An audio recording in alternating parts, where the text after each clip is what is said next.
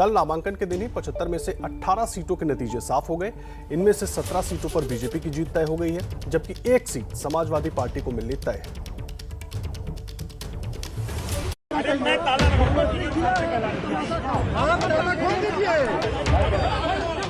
हंगामे की ये तस्वीरें बता रही हैं कि यूपी में जिला पंचायत अध्यक्षों के चुनाव में अभी हलचल और तेज होगी। यूपी की 75 जिला पंचायत अध्यक्षों की सीट के लिए वोटिंग और काउंटिंग में अभी करीब हफ्ते भर का वक्त है, लेकिन नामांकन के साथ ही आंकड़ों का उलटफेर शुरू हो चुका है। इन 75 सीटों में अभी तक 18 जिला पंचायत अध्यक्ष की सीटों पर फैसला तय हो चुका है। 17 सीटों पर बीजेपी उम्मीदवारों की निर्विरोध जीत निश्चित है। 12 सीटों पर एसपी उम्मीदवार पर्चा भी दाखिल नहीं कर पाए। 5 सीटों पर एसपी प्रत्याशियों का नामांकन खारिज हो गया। अभी कागजों की जांच का काम कई सीटों पर चल रहा है। ऐसे में निर्विरोध निर्वाचन वाली सीटों की संख्या बढ़ सकती है। बीजेपी दावा कर रही है कि कम से कम 25 सीटों पर बीजेपी के प्रत्याशी निर्विरोध जीतेंगे। बीजेपी के मुताबिक कई सीटों पर समाजवादी पार्टी के उम्मीदवारों को प्रस्तावक और अनुमोदक नहीं मिले, जिसकी वजह से नामांकन खारिज हुआ है। जिला पंचायत सदस्यों के चुनाव में समाजवादी पार्टी ने बढ़त बनाई थी, लेकिन पंचायत अध्यक्ष के चुनाव में अपने उम्मीदवारों के पर्चा दाखिल ना कर पाने से भड़के एसपी अध्यक्ष अखिलेश यादव ने ट्वीट कर नाराजगी जताई। ये हारी हुई बीजेपी का चुनाव जीतने का नया प्रशासनिक हथकंडा है। बीजेपी जितने पंचायत अध्यक्ष बनाएगी, जनता विधानसभा में उन्हें उतनी सीट भी नहीं देगी। समाजवादी पार्टी ने अपने प्रत्याशियों को नामांकन से रोकने के लिए बीजेपी को जिम्मेदार ठहराते हुए चुनाव आयोग से शिकायत की है। दूसरी ओर पार्टी ने अपने उन 11 जिलाध्यक्षों को पद से हटा दिया है जिन जिलों में बीजेपी के प्रत्याशी निर्विरोध जीत रहे हैं। देखिए, पंचायत चुनाव में अध्यक्ष पद के चुनाव को लेकर लगातार उत्तर प्रदेश में अब राजनीति बहुत तेज हो गई है। कल जिस तरीके से नॉमिनेशन में जो घटनाएं हुई, उसको लेकर सभी दल एक दूसरे पर आरोप प्रत्यारोप कर रहे हैं। और इस पर बात करने के लिए हमारे साथ सुरेंद्र राजपूत जी जुड़ गए। कांग्रेस प्रवक्ता हैं आप, अनुराग भदौरिया साहब समाजवादी पार्टी के प्रवक्ता, सतीश प्रकाश बीएसपी समर्थक हमारे साथ जुड़े हुए हैं, देश रत्न निगम साहब हमारे साथ मौजूद हैं, वो भी जुड़ेंगे, और प्रदीप सिंह जी वरिष्ठ पत्रकार हमारे साथ मौजूद हैं। आप सबका बहुत स्वागत है। अनुराग भदौरिया, मैं चर्चा की शुरुआत आपसे करूंगा। ये जो सेमीफाइनल बताया जा रहा था विधानसभा से पहले, उसमें फंसती हुई नजर आ रही है क्या समाजवादी पार्टी? देखिए, आप ये मान के चलिए कि उत्तर प्रदेश के अंदर में जिस तरह से भारतीय जनता पार्टी ने सरकार की मशीनरी का दुरुपयोग किया और तांडव करवाया, इसको तांडव बोलते हैं, और डीएम एसपी ऐसे काम कर रहे थे जैसे उन्होंने सुपारी ले ली हो। उनको इंस्ट्रक्शन है कि भाई किसी हालत में आपको जिताना है। तो आपने तो लोकतंत्र की हत्या कर दी। यहाँ पे कई जिले ऐसे हैं जिनको बोल सकते हैं, गोरखपुर है, झांसी है, मुरादाबाद है, चित्रकूट है, यहाँ पे नॉमिनेशन नहीं करने दिया। गोंडा है, ललितपुर है, गाजियाबाद है, भदोही है, हमीरपुर है, मऊ है। यहाँ पे समाजवादी पार्टी के प्रत्याशियों को नामांकन नहीं करने दिया। सोचिए आप, और किस तरह का बुलडोजर चला रहे थे उनके घरों के ऊपर में, उनके दुकानों के ऊपर में, उनका हर तरह से उन्हें तबाह करने में लगे। किसी को जंगल में ले जाके छोड़ दे रहे हैं, किसी को होटल बंद कर दे रहे हैं, किसी के ऊपर में एफआईआर कर दे रहे हैं, किसी के ऊपर में तोड़फोड़ कर दे रहे हैं। तो ये आप इलेक्शन जीत रहे हो कि यहाँ तांडव कर रहे हो? सवाल इस बात का है। सवाल इस बात का है कि जो इतनी हमारे देश का जो संविधान है, जो संविधान ने अधिकार दिए सबको, तो आप संविधान का अधिकारों का हनन कर रहे हैं, प्लस आप लोकतंत्र की हत्या कर रहे हैं। तो आप जो तानाशाही भारतीय जनता अपनाने चाहती है, इसके मतलब भारतीय जनता पार्टी हताश और परेशान है। जब आपके सदस्य नहीं है, जब आपकी जनता ने जिला पंचायत सदस्यों को चुनती है और जिला पंचायत सदस्यों को जनता ने हरा दिया, तो जनता ने जिला पंचायत सदस्यों को हरा दिया, तो आपके अध्यक्ष ज्यादा कैसे बनने वाले? भदौरिया जी, 2016 में 35 सीटें कैसे आई थी आप लोगों की? मेरी बात आप नहीं समझे। बात अभी क्या आप कर लीजिए ना अभी पुरानी बातें करेंगे, समय खत्म हो जाएगा। अच्छा, ठीक है, चलिए आप अभी की बात कीजिए। चलिए, हाँ, बस अभी की बात कर लीजिए। तो वही मैं कह रहा हूँ कि जिस तरह से भारतीय जनता पार्टी अपनी जो तांडव कर रही है, देखिए मैं आपसे पूछता हूँ, और सब जानते हैं भाई, जिला पंचायत सदस्य कौन चुनता है? जनता। तो जनता ने तो समाजवादी को जिता दिया, लेकिन सरकार ने समाजवादी को हराने में लगी है। मैंने जनता के ऊपर में सरकार हावी होती नजर आ रही है। ठीक है। सरकार भूल गई है कि 2022 में चुनाव भी आने वाले हैं। जनता के ऊपर सरकार कभी क्या हावी हो सकती? जनता ही हावी रहेगी कि 2022 में सबक सिखा देगी कि क्या जनता क्या होती है। इसलिए जनता पे तानाशाही करना भारतीय जनता पार्टी बंद कर दे, नहीं तो 2022 में तो वैसे ही उनको सबक मिलना है। ये भारतीय जनता पार्टी का असली चेहरा है कि तांडव कर रही है सरकारी मशीन। ठीक है भदौरिया जी, आप रहे, और यहाँ पे लोकतंत्र की हत्या कर रही है। आप रहे। सुरेंद्र राजपूत साहब, समाजवादी पार्टी कम से कम लड़ाई में तो दिख रही है, कांग्रेस कहाँ है? कांग्रेस तो देखिए, आप आदर्श भाई कुछ भी कह सकते हैं, कोई भी कठोर निर्मम टिप्पणी कर सकते हैं। हम तो जनता के बीच में लगभग 300 के आसपास हमारे सदस्य जीते हैं। वो भारतीय जनता पार्टी को हराने का काम करेंगे। रायबरेली में हमने जिला पंचायत अध्यक्ष के लिए अपना चुनाव नामांकन भरा है, लेकिन जिस तरीके से कल जो तांडव किया है ना, उस पर एक नवाज देवबंदी का शेर याद आता है। हमें पता नहीं प्रदीप भाई कितना हमारी बात का समर्थन करेंगे, लेकिन इन्होंने लोकतंत्र की इन सारे क्षरणों को देखा है, तो शायद इनसे हम उम्मीद करेंगे कि ये अपनी पुराना सारी चीजें बताएंगे। कहते हैं ना कि जलते घर को देखने वालों, फूस का छप्पर आपका है, आपके पीछे तेज हवा है और मुकद्दर आपका है, और उसके कत्ल पे मैं भी चुप था, अब मेरा नंबर आया, और मेरे कत्ल पे तुम भी चुप हो, अगला नंबर आपका है। सरकारें आएंगी जाएंगी, लेकिन लोकतंत्र को जिस तरीके से कमजोर करने का काम वर्तमान की भारतीय जनता पार्टी की सरकार निर्लज्ज तरीके से कर रही है, और कह रही है कि पिछली सरकारों ने भी, अरे भाई पिछली सरकारों ने अगर कोई गलत काम किया था तो उस गलत काम के पीछे आप शिखंडी बनकर के छुप जाएंगे क्या?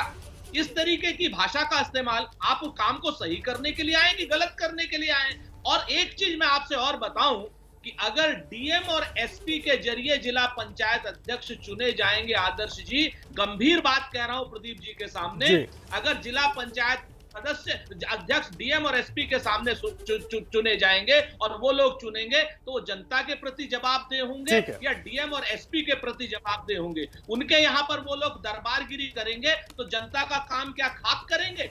भारतीय जनता पार्टी के लोगों को और उनके समर्थकों को भी ये सोचने की आवश्यकता है कि जो आप नंगा नाच हैं, ये आपके ऊपर पड़ना है, आपके समर्थकों के ऊपर पड़ना है। ठीक है सुरेंद्र जी, मैं आऊंगा आपके पास। सतीश प्रकाश हमारे साथ जुड़े हुए बीएसपी समर्थक। सतीश जी, जरा जल्दी से मुझे बताइए, जिस तरीके से पूरी प्रक्रिया हो रही है, इसको लेकर क्यों इतने सवाल उठ रहे हैं? कोशिश तो सभी दल कर रहे थे ना, और हर दल अपने अपने हिसाब से अपनी अपनी मशीनरी का इस्तेमाल अपने अपने समय पर करता रहा है।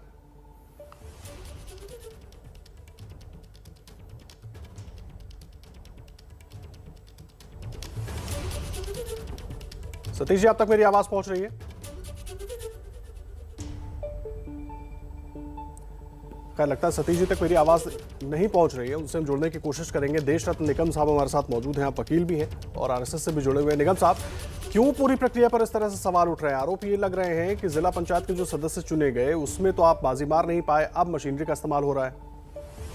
देखिए, मैं आपको बता दूं कि जब अपने घर में खराबी होती है तो आप दूसरों पे दोष मढ़ देते हैं, और दूसरा, समाजवादी पार्टी अगर कह रही है कि इन मशीनरी का दुरुपयोग हुआ, तो अपने जो अभी के जिला अध्यक्ष हैं उनको क्यों बर्खास्त कर रही है? 11 को उन्होंने बर्खास्त किया है, तो कहीं ना कहीं गड़बड़ उनके घर में है। और दूसरा, तो ये मैं साफ कर दे रहा हूँ कि जिला जो पंचायत के चुनाव हुए थे उसमें पूरी की पूरी मशीनरी जो सरकार की थी, भाजपा की थी या संघ के कार्यकर्ता थे, वो महामारी से निपटने के लिए जमीन पे लगे हुए थे, और कोई पार्टी का व्यक्ति नहीं था जमीन पे। और इन लोगों ने उस वक्त शायद कैंपेनिंग करी, ऑर्गेनाइज किया, जिसका शायद थोड़ा बहुत असर भाजपा को देखने को मिला। लेकिन अब हालात ऐसे हैं कि वो जानती है जनता नीचे, और शायद जनता का ही दबाव है कि नामांकन पत्र दूसरी पार्टी के लोगों ने नहीं फाइल करे। तो अपने घर को पहले सुधारिए और फिर आगे के बारे में बात करिए। अगर आपके पास लोग हैं तो नामांकन पत्र क्यों नहीं आप फाइल करते? आप बर्खास्त क्यों कर रहे हैं लोगों को?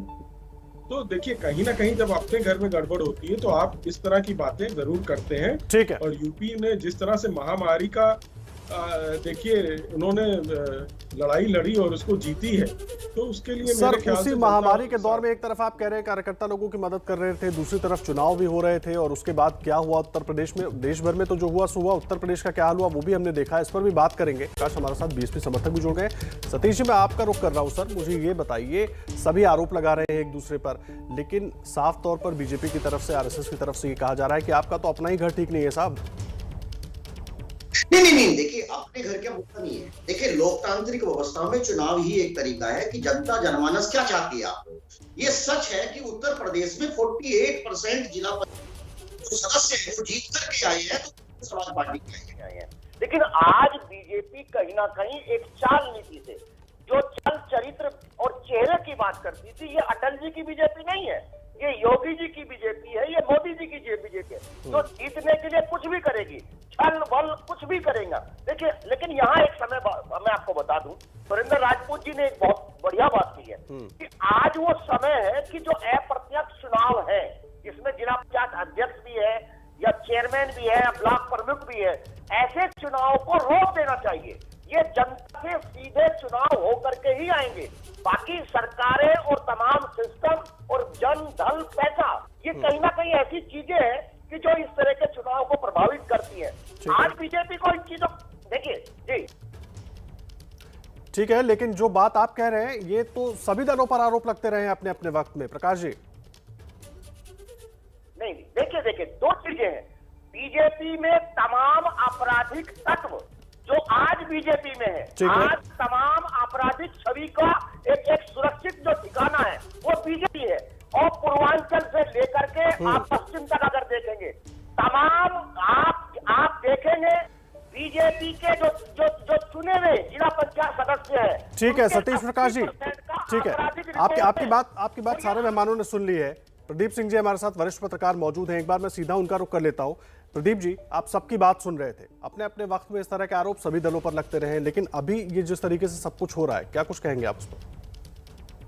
ये देखिए, शुरू में सुरेंद्र राजपूत जी ने जो बात कही, उनकी मैं बात से ज्यादातर बातों से सहमत हूँ। देखिए, ये जो पंचायत चुनाव है, ये ग्रास रूट डेमोक्रेसी का जो है सबसे बड़ा स्तंभ है, सबसे मजबूत स्तंभ है। यहाँ से अगर गड़बड़ी शुरू होगी तो ऊपर तक वो गड़बड़ी जाएगी, बड़ी स्वाभाविक सी बात है। दूसरी बात ये है कि जो आपने बात कही कि अपने अपने समय में सबने ये गड़बड़ी की जी। जो पंचायत के चुनाव होते हैं, पहली बात तो पार्टी के आधार पर नहीं होते, तो एक सुविधा सब पार्टियों को ये होती है कि सब दावा कर सकते हैं कि हमारे ज्यादा जीते। तो किसके कौन ज्यादा जीते, इसका फैसला फिर होता है जिला पंचायत अध्यक्ष के चुनाव में कि भाई हमारे ज्यादा जीते थे इसलिए हमारे अध्यक्ष ज्यादा जीते। लेकिन ये मेरा जो मानना है कि ये अभी जो सुझाव सतीश जी ने दिया कि जिला पंचायत अध्यक्ष का चुनाव सीधे होना चाहिए और पंचायत के सदस्यों का चुनाव भी पार्टी सिंबल के आधार पर होना चाहिए। जैसे विधानसभा या लोकसभा का चुनाव होता है, चुनाव आयोग उसमें जो है उसकी जिस तरह की भूमिका होती है, उसी तरह से ये सब पार्टियों को मिलकर सोचना, भाई आज हमारी सरकार है तो हम कर रहे हैं, कल आपकी सरकार होगी आप करेंगे, और ये सिलसिला चलता रहेगा। आप याद कीजिए 2016 में जिस तरह से 36 जो है जिला पंचायत अध्यक्ष समाजवादी पार्टी के निर्विरोध, और यही सवाल टाल गए अनुराग भदौरिया। ये इस मामले में सबसे अच्छा रिकॉर्ड अगर रहा है तो वो बसपा का रहा है जी। और आपको याद हो 90 सर, अहम बात आप कह रहे हैं और जाहिर सी बात है सवाल सभी पार्टियों पर उठ जाते हैं कि अपने अपने वक्त में मशीनरी का अपने अपने हिसाब से इस्तेमाल करते हैं, और जब मशीनरी अपने हाथ में नहीं होती तो आरोप प्रत्यारोप का दौर शुरू हो जाता है। बहुत धन्यवाद आप सबका हमारे साथ जुड़ने के लिए। लगातार इससे जुड़ी हर अपडेट भी आप तक एबीपी न्यूज पर पहुंचाते रहेंगे।